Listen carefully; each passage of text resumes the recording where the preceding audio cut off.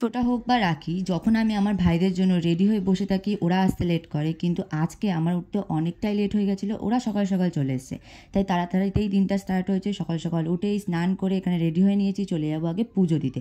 আজকে বৃহস্পতিবার, দিনটাও খুব ভালো ছিল, তাই ভাবলাম সবার ফার্স্টে পুজোটা দিয়ে নিই, তারপর ওদেরকে ফোঁটা দেবো।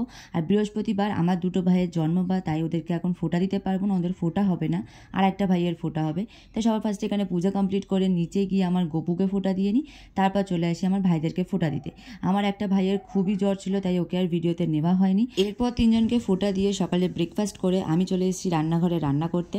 আজকে একটা অন্য ধরনের চিকেন রান্না করব, তার জন্য আগে থেকেই মা মাংস ম্যারিনেট করে রেখে দিয়েছিল টক দই নুন হলুদ দিয়ে। আমি জাস্ট গিয়ে রান্নাটা করব। তো সবার ফার্স্টে এখানে গোটা গরম মশলা, শুকনো লঙ্কা, জিরে, ধনে সমস্ত কিছু শুকনো খোলায় ভেজে তুলে নেব। তারপর প্রায় অনেকটা কাজু বাদাম, সেটাকেও শুকনো খোলায় ভেজে তুলে নেবো। আর এটা দিয়ে একটা পেস্ট হবে, যেটা হচ্ছে এই রান্নার মেন ইনগ্রিডিয়েন্টস। এরপর কিছুই না, নর্মাল তেলে জিরে তেজপাতা ফোড়ন দিয়ে পেঁয়াজটাকে ভেজে নেবো, এতে টমেটোটাকে দেবো। তারপর যে সমস্ত গুঁড়ো মশলাগুলো চিকেনে দেওয়া হয় সেটা দিয়ে আদা রসুনের পেস্ট দিয়ে ভালো করে কষিয়ে নেব।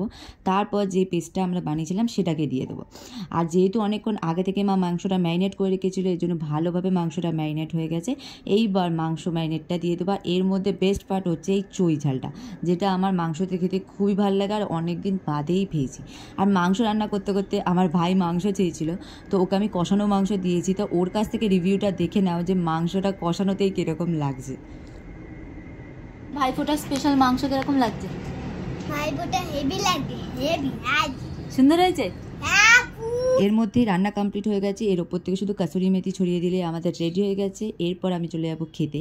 খাওয়া দাওয়া কমপ্লিট করার পর বাবা গেছিলো বাইরে, যেহেতু দুদিন বাদে বেরোবো, তার জন্য আমার জন্য নিয়ে এসে হেডফোনটা।